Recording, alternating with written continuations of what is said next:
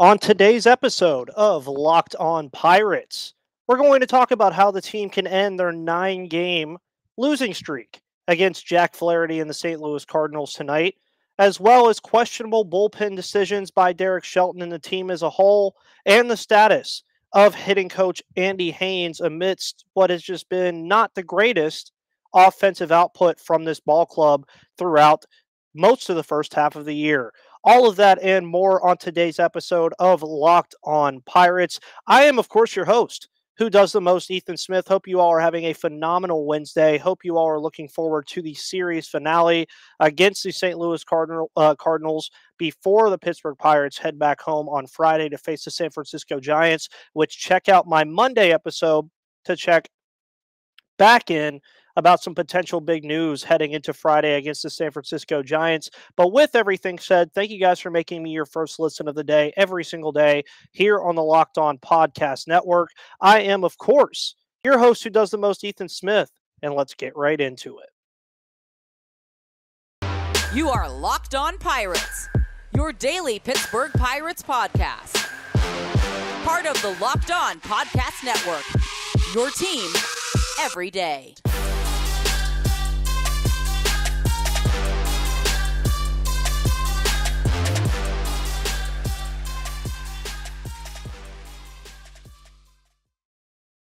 And welcome back to that Pirates podcast. I am, of course, your host, who does the most, Ethan Smith. Hope you all are having a phenomenal Wednesday, June 15th. The Pirates are in the midst of a 9-game losing streak. Before their 2-game series against the Detroit Tigers, the team was 24-28, coming off of series wins against the Arizona Diamondbacks and the Los Angeles Dodgers, a sweep of the Los Angeles Dodgers. And it's starting to appear that the Pirates are coming back down to earth. They were overachieving at 24-28. They now sit at 24-37 amidst this 9-game losing streak against the Tigers. Why am I blanking on who they also lost to before this series? The Pirates are on a 9-game losing streak. We'll just put it that way. But I'm forgetting who they lost to before this Cardinal series. Atlanta. There we go. And they will wrap up the series against the St. Louis Cardinals tonight. Jack Flaherty will be getting his first start of the year against Roansy Contreras, who is posing a 2.57 ERA right now with a 1-1 record. Over 28 innings pitched, by the way. 33 strikeouts. I will take that all day. And that really gets into the question of how do the Pirates end this losing streak? Well, throughout this Cardinals series, defense has been kind of shaky. Diego Castillo, of course, in the first game of the doubleheader on Tuesday, had 3 errors. You can't have that with the state of this ball club. You just can't. Paul Goldschmidt had a phenomenal day all day yesterday in the 2 games. Monday was probably the most infuriating loss of most of the losses, and we'll get into that a little bit more in the next segment about blowing a 5-0 lead. But they're not playing entirely bad, I would say. I know that's really weird to say for a team that's on a 9-game losing streak, but you look at the Brave series, 5-3, 4-2, 3-1 in 3 of the 4 games. Of course, they had the anomaly on Saturday, losing 10-4, and then 5-3 and 3-1 against the Tigers. Of course, their last win coming on June 5th against the Arizona Diamondbacks, winning 3-0, and that speaks to a lot of what I'm going to say here. Is the bullpen has to be improved, which, again, we'll get into the poor bullpen decisions that have been made over the last couple of weeks and really a lot of the season by Derek Shelton. But hitting the baseball and playing better defense, man, I know it sounds arbitrary. It sounds too simple, but the bats have to come alive. In this series against the Cardinals, 1 hit yesterday. Of course, we know Cal Mitchell hit one over Harrison Bader's head to break up Miles Michaelis's no-hit bid, which Cardinals fans were not happy about. In the first doubleheader game, 7 hits, only 1 run. And then, of course, in the first game, 7 hits and 5 runs. Just not going to get it done, dude. You have 15 hits over 3 games.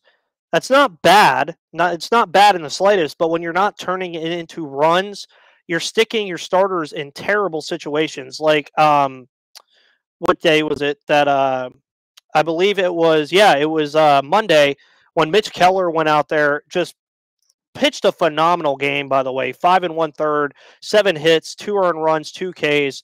You'll take that from Mitch Keller. But then Anthony Bonda came into the game and just didn't do well. Stratton also didn't do that great. De Los Santos a lot better in that situation. But it all boils down to playing better defensively as well. I mean, Diego Castillo, I already mentioned it with the 3 errors. That kind of thing can't happen. It just cannot happen. And looking into this series or this game tonight, Jack Flaherty getting his first start. Flaherty over his career notoriously been a pretty good pitcher for this team. 3.22 ERA last 85 Ks. He was considered at one point the ace of the staff, I would think, for the St. Louis Cardinals among Adam Wainwright, Miles Michaelis, and those kind of guys. We'll see if the Pirates can do anything, but I think their biggest key to victory tonight is getting early runs. Attack Jack Flaherty early and often. You have to. There is no ifs, ands, or buts about that. You need to get at least 2 or 3 runs on Flaherty immediately. Give Contreras some breathing room. And then, of course, as I mentioned the bullpen before, make the right decisions. Bring in David Bednar when you're winning, not when you're losing. But we'll get into that a little bit more as the Pirates try to end their 9-game winning streak and avoid a sweep of the St. Louis Cardinals in Busch Stadium. Of course, the Cardinals up in the season series 8 games out of 9, looking to go 9-1 against the Pirates. The Pirates, of course, looking to avoid their 9th loss of the year to the St. Louis Cardinals. And again, early runs, good defense, capitalizing on hits. That's what the Pirates need to do tonight to get the victory. And of course, here at the Locked On Podcast Network, we have a ton of phenomenal sponsors. And let me tell you about Blue Nile.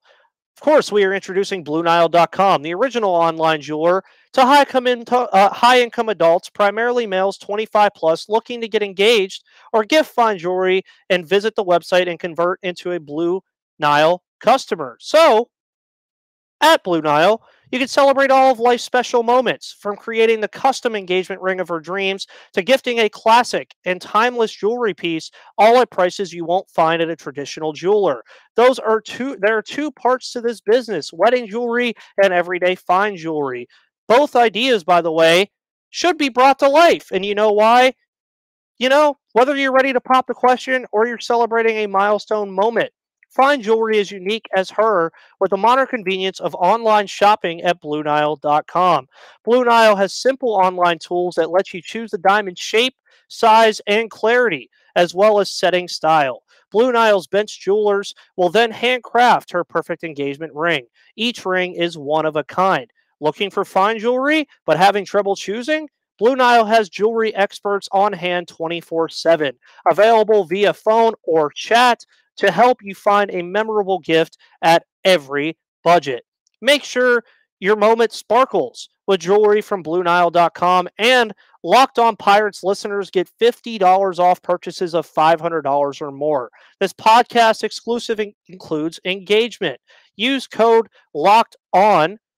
That's code Locked On. Plus, every order is insured, ships free, and arrives in discreet packaging that won't give away what's inside. Shop stress-free and find your forever peace. And go to BlueNile.com today. So I alluded to it already about the bullpen usage, and it has been just bad. I don't know what other way to put it. It's just been bad. So we look over pitching real quick. And you look at some guys, JT Brubaker right now sporting a 4.5 ERA. David Bednar, 1.24. Tyler Beatty, 2.57. Bo Sulser also having a pretty decent year when they've been up here. But then you get to a lot of the other guys. Chris Stratton, 5.68. Anthony Bonda, 7.36. Heath Hembry, 7.53. Aaron Fletcher, 9.35. It's just not good, dude. Even just to throw it out there, by the way, even Diego Castillo and Josh Van Meter have an ERA of 36 and 45, respectively. But when you're taking into account that the starting pitching on this team is already not that great, it's not. I mean, the team is sporting a 4.57 ERA, and right now your wins leader is Dylan Peters. Your ERA leader is JT Brubaker at a 4.5, who leads in strikeouts. He leads in a lot of different things. You got to start making better decisions with this bullpen. And I don't want to hear this crap about David Bednar doesn't need to pitch every day. You're right. He doesn't need to pitch every day. But if you were up 5-0 against the Cardinals at Busch Field, knowing well that David Bednar is available because he pitched last night in a 9-1 loss, down 8 runs for whatever reason, you bring in the guy who has an ERA above a 6 when you're winning 5-0. Do the math. 6 is more than 5. That's just inherently a stupid math decision. It just is. It's not a good decision at all. But then you bring in your guy who has a 1.24 ERA, down 8 runs. Derek Shelton has made moves this year that have yielded questions. Rightfully so. They're questions that are valid. They're very valid questions. And you may ask, Ethan, why are you bringing this up? Well, when you're in games like that, especially Monday, this all kind of goes back to boiling over on Monday night.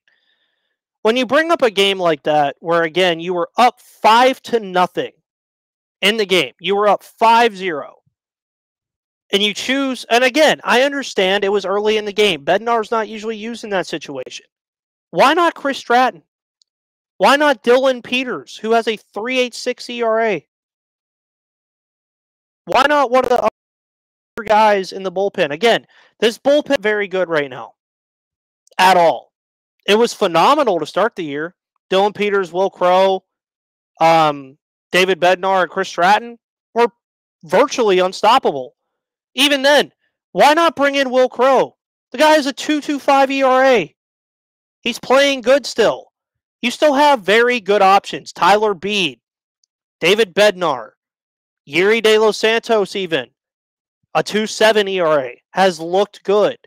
So I just want a reasonable explanation as to why when you were up 5-0 on the road against a divisional rival who at the time you were 1-6 against, or 1-5. Yeah, 1-5.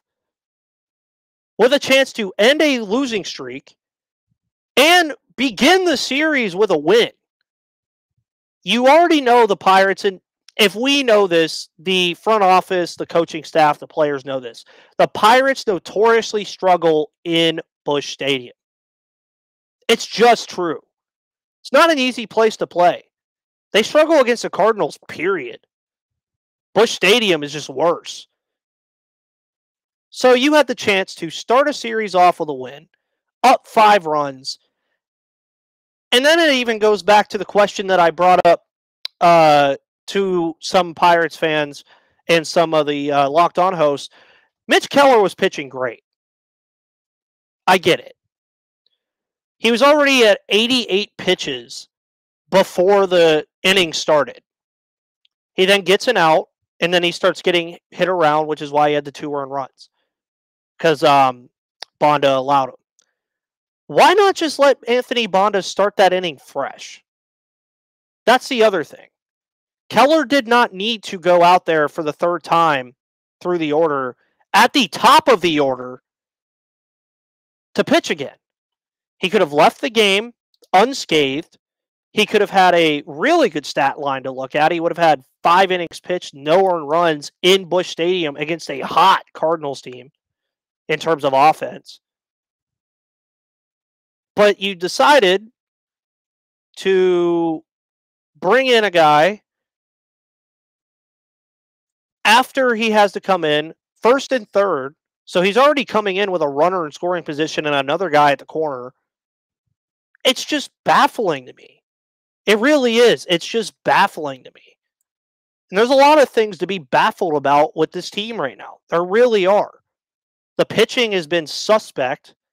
There's guys that the usual suspects are pitching well. Brubaker's leading the team in innings pitched. He's leading in ERA. He's leading in strikeouts.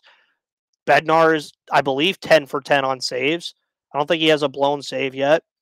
Chris Stratton has 7 holds. There's promise on this pitching staff. Sure. Will Crow's looked good.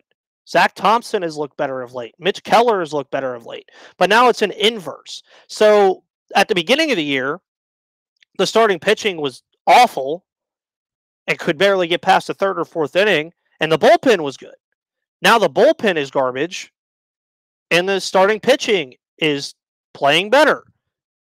I mean, take Zach Thompson, for instance. 4.5 ERA right now. And over his last couple of starts, 5 innings pitched in 3 or more, or his last 3 starts, 4 out of his last 5. And he hasn't given up more than 2 runs in those 4 games. Cool with me. That's fine. It's better than what we're seeing. Because based off of trajectory, you give up 2 runs as a starting pitcher, the Pirates are likely giving up 7 or 8. But again, am I a little bit bitter about this? Yeah. There's a lot of things I'm bitter about with this team right now. The pitching needs to be fixed, and this is how bullpen-wise especially, the bullpen being better, which, again, is very simple to say, but harder to fix, will fix this team's losing streak. And shocker, it doesn't get much easier. The Pirates play at St. Louis today, and then they have the Giants in a 3-game set. Giants are 35-26 right now. So like right under or right above the Cardinals. Then they play the Cubs. Cubs are just right there with the Pirates in terms of record. Then after that, you got the Rays. Then you get a National Series again, and then the Brewers. It doesn't get easier. So they got to fix some of these issues. And in the final segment today, before we talk about some of our other great sponsors, we're going to get into Andy Haines' job status and why this offense is struggling and how this offense needs an infusion of just energy. And maybe they get it this weekend. But before we get into that, I want to let you guys know about an awesome partner in Athletic Greens. Our next partner has a product I use literally every single day from Athletic Greens. I started taking AG1 because I didn't have time. Wanted better gut health, more energy, an optimized immune system. And I hate taking pills and vitamins, and I wanted a supplement that actually tastes great and wanted to see what the hype was about. So, what is this stuff? Well, with 1 delicious scoop of AG1, you're absorbing 75 high-quality vitamin minerals, whole food source superfoods, probiotics, and adaptogens to help you start your day right. This special blend of ingredients supports your gut health, your nervous system, your immune system, your energy, recovery, focus, and aging. All the things you need for a productive day. So why do I personally consume it? Well, it helps me when I'm tired. I work a lot during the day, so I always take one before I go to work to feel energized. And even better, it's lifestyle friendly. Whether you eat keto, paleo, vegan, dairy-free or gluten-free, and it contains less than 1 gram of sugar, no GMOs, no nasty chemicals or artificial anything, while still tasting good. It also supports better sleep quality and recovery. It supports mental clarity and alertness, and it's the one thing with the best things. Athletic Greens uses the best of the best products based on the latest science with constant product iterations and third-party testing. And even better, you're investing in an all-in-one nutritional insurance that will cost you less than $3 a day. Right now, it's time to reclaim your health and arm your immune system with convenient daily nutrition. It's just 1 scoop in a cup of water every day. That's it. No need for a million different pills and supplements to look out for your health. To make it easy, Athletic Greens is going to give you a free 1-year supply of immune-supporting vitamin D and 5 free travel packs with your first purchase. All you have to do is visit athleticgreens.com/MLB Network. Again, that is athleticgreens.com/MLB Network to take ownership over your health and pick up the ultimate daily nutritional insurance. After you do that, make sure you go to BetOnline for all of your Pirates betting needs and baseball betting needs. Right now, Rookie of the Year is heating up. Pirates World Series odds, way out of the water. But you can bet on the World Series, the NFL futures, the NBA Finals, the Stanley Cup Finals, which start tonight. You can bet on all of that at BetOnline.ag. AG. Of course, BetOnline is your number one source for all of your betting stats and sports info. Find all the latest sports developments, news, and odds, including this year's NBA Finals, the NHL Finals, MLB baseball every single day, and of course, all of the latest fighting news from MMA and UFC to boxing. BetOnline is your continued source for all of your sporting wagering information, including live betting. If you think the Pirates could come back in the bottom of the ninth, like they have a couple times this year, live bet it. You'll make some money. Esports. You can watch MLB The Show. You can bet on MLB The Show futures, all that good stuff, and more. So head to the website today or use your mobile device to learn more about the trends and action. And of course, BetOnline is where the game starts. Again, thank you all so much for tuning into the Locked On Pirates podcast, as you always do, on the ticker at the bottom. Make sure you use hashtag FirstListen and follow me at MVP_Ethan or at Locked On Pirates for all of your coverage of the Pittsburgh Pirates, the minor league, and more. Andy Haines. Probably a name that triggers a lot of Pirates fans at the current moment. Let's go over some games. 1 run yesterday in both games. 5 runs on Monday, 3 runs on Sunday, 4 runs on Saturday, 2 runs on Friday, 1 run, 1 run, 3 runs, 3 runs, 2 runs, 6 runs. This offense is not good. Are there good parts of this offense? Yes. Jack Sawinski, I would say he's a good. Cal Mitchell, I would say he's a good right now. Ke'Bryan Hayes, Brian Reynolds, all great pieces. Is it because they're rookies that they're struggling so much? Very possible. Very possible, yes.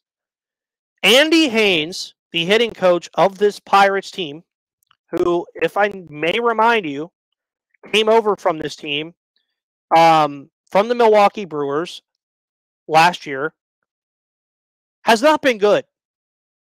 This is a moment where a coach needs to teach these young guys how to fight out of 0-2 counts, how to have better vision at the plate, when to expect a fastball, when to expect this kind of stuff, which these guys have the tools to do. They're major league players. This offense, though, is just consistently bad. Consistently. I already mentioned the defense. I already mentioned the bullpen. There's a lot of issues with this team right now. There really are. And they might need to call Bob the Builder to fix them, because some of them right now just look unfixable. Again, and it's not like the offense isn't getting hits. I mean, yesterday they almost got no hit. There's games where they get 7, 8, to even double digits amount of hits and just don't plate the runs. And it doesn't make sense. Runners in scoring position, don't even get me started.